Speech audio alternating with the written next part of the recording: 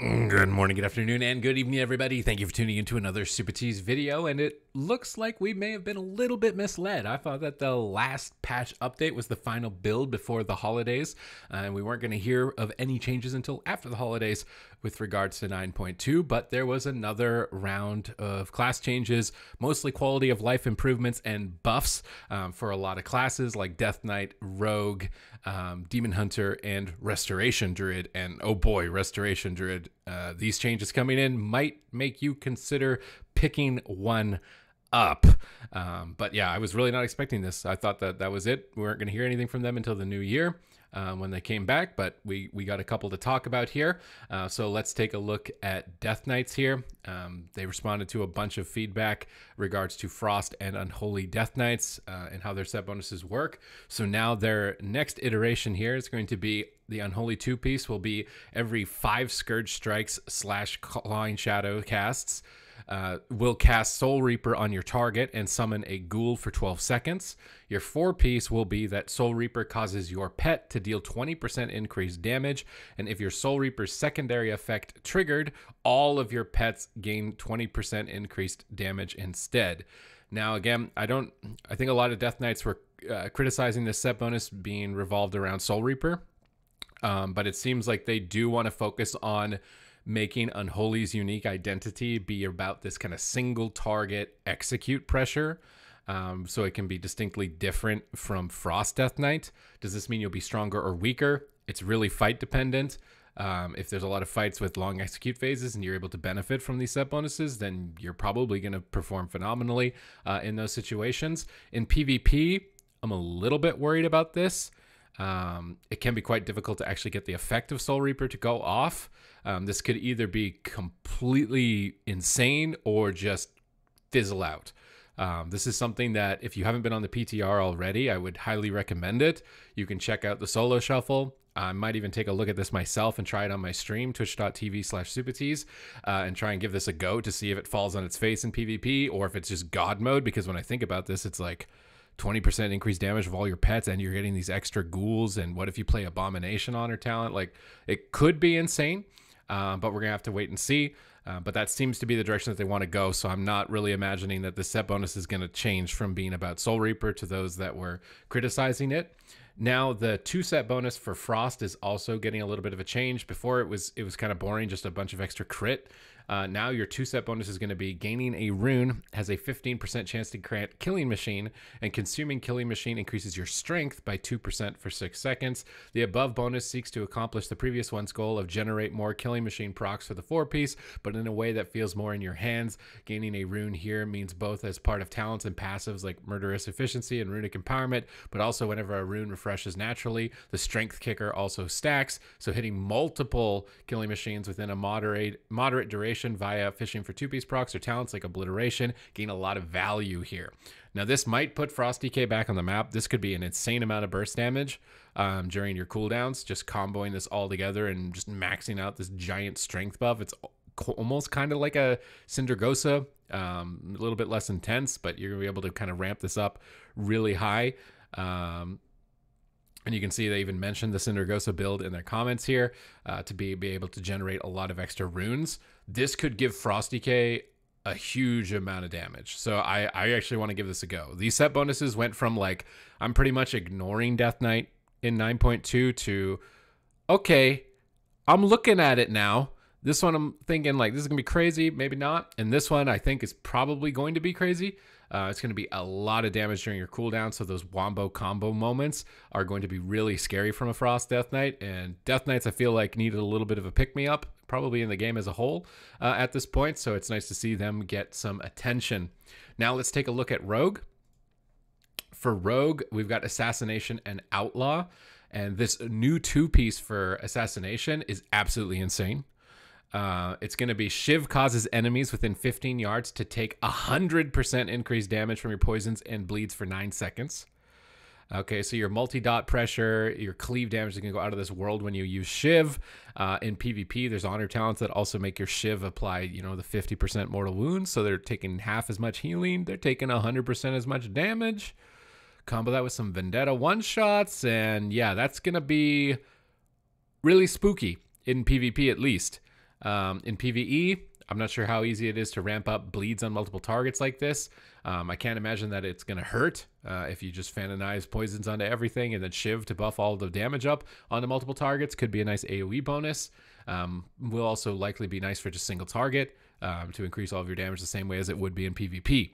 So this is definitely a much bigger winner, I think, for Assassination overall. Outlaw, this one really was confusing to me at first, and I was like, what is this trying to do? So for the 4-piece, it's going to be Pistol Shot has a 50% chance to load a hidden bullet from your sleeves. So you're trying to like RP this like bad guy bandit thing, and then up to 6 times. And then after loading 6 bullets, your next Pistol Shot also fires between the eyes as those 6 combo points are spent. So this means it's going to do a tremendous amount of damage, and it's going to hit really hard in PvE. In PvP, it's going to give you access to another stun with way more combo points attached to it that's probably going to hit really hard.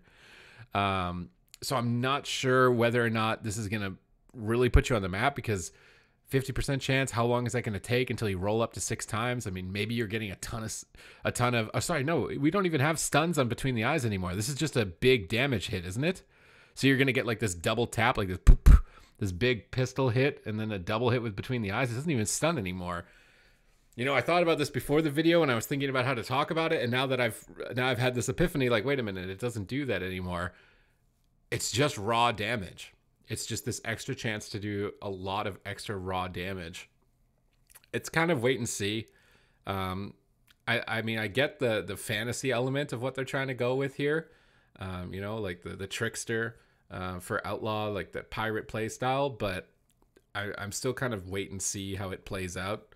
It could be a lot of damage output, so I might want to try it. I was thinking that I was still living in the past thinking that between the eyes stunned, but it doesn't, so it's not going to give you like extra CC that I thought in PvP. It's just going to be a big burst of damage. Kind of leaning towards Assassination winning this one at the moment in terms of updates. Then looking onward to Demon Hunter. At the moment, they didn't give any specifics of it. They kind of just talked about how they're going to look at it. They want to have you have more control over when your empowered blade dance is going to be occurring, so you can plan around it. And this is kind of what they were talking about for these set bonuses, all these other ones, without really giving specifics. So there's not, unfortunately, too much to update here for Demon Hunter particularly, but they are at least listening to the feedback and then reiterating on these set bonuses. So hopefully by the time 9.2 comes around, they're all going to be interesting. I know when I jumped on my Hunter on the PTR, I was actually kind of like distraught a little bit at the Marksmanship Hunter ones, because trick shots, it's really hard emphasis on trick shots, and you never use trick shots in PvP. So some set bonuses, I feel like you can probably just completely avoid them and just wear the PvP gear and be all right in PvP without trying to go after them specifically. But I would have also kind of liked to have some cool bonus there. So that was one that stood out to me when I tested it. The Incubus Pet is now live on the PTR, so if you wanted to try out a lot of the Succubus changes that came through, the new Seduce that pulls the target out into the open, the extra damage on the Succubus, it could be doing a lot of raw single target damage. You can also try this new cosmetic. And then finally, the creme de la creme, the breadwinner of these updates. It's the Christmas tree right now for Resto Druids, because my God, these set bonuses. Okay. So your 2-piece is going to be Healing from Rejuvenation, has a 25% chance to grant Renewing Bloom, healing 356 over 8 seconds, and Swiftmen can consume Renewing Bloom. So giving you an extra hot, it doesn't heal a lot, but the fact that you get an extra heal over time effect, I can imagine that it's purgeable, so extra purge protection, and it's also going to buff your mastery for your healing on all targets. That's going to be really nutty, especially in PvP. And then the 4-set bonus is every 3 casts of Swiftmend grants you Incarnation Tree of Life for 9 seconds. So, you know, it's kind of a more in control version of the Wings proc that we see for Holy Paladins, but it's going to be this giant broccoli proc. So you're going to see a lot of broccolis on the map in PvP at least. In PvE likely as well. This is going to give you instant Entangling Roots when you have the Tree of Life active, instant regrowths, so you're going to be able to just power through, and immunity to polymorph during its time where you can do other things. So you're going to have to maybe have an extra layer of thought with your Swiftmend, because right now you're really using Swiftmend to extend Cenarian Ward. In PvE, I'm not even sure, because I'm sure you're not using that extend legendary, and Swiftmend has actually been kind of a button that you don't even care about pressing. This is their way of trying to make that button something really exciting to build up towards, and you're going to get that peak moment of Tree of Life. I think it's kind of crazy, in PvP at least, because yeah, getting access to instant healing, being immune to crowd control so you can reposition. The instant roots is a really kind of like, you're not really probably thinking about it because it's low key, but being able to just instantly root targets that are chasing you around after you've procced it, you may want to consider thinking about when you're using that last Swiftmend. You could use it to immune a poly and then get your healing out if you needed to, or just use it to go into tree form to buff up all of your healing. So it's going to add an extra little layer, but this 2-piece of giving you extra purge protection and your mastery, although it doesn't seem like a lot, is actually really big. And yeah, these Resto Druid bonuses are a lot better now for maybe the game as a whole, but definitely for PvP. The previous one was AoE healing on your Swiftmend, which when I was testing it, really I was thinking like, I'm not even going to wear these set bonuses. This one, maybe I'll have to give it a try. Again, check me out on twitch.tv/Supatease. We're streaming every day at 11 a.m. PST, except tomorrow I've got to get some Christmas shopping. I'll be streaming later on in the evening, but I'm on 62 days now of streaming straight. And if you like these type of news updates, I do my best to bring these patch changes to you in real time. Hit the subscribe button so you don't miss a beat and you can keep up with all the changes and maybe pique your interest in checking some of these out, particularly for the next patch in 9.2, because it seems like they're really on top of the feedback and on top of getting updates here, even after they said that they were done getting updates out there. But we just get another video. I get to talk to you, so it's a lot of fun. And other than that, thank you very much for watching the video. I will see you in the next one.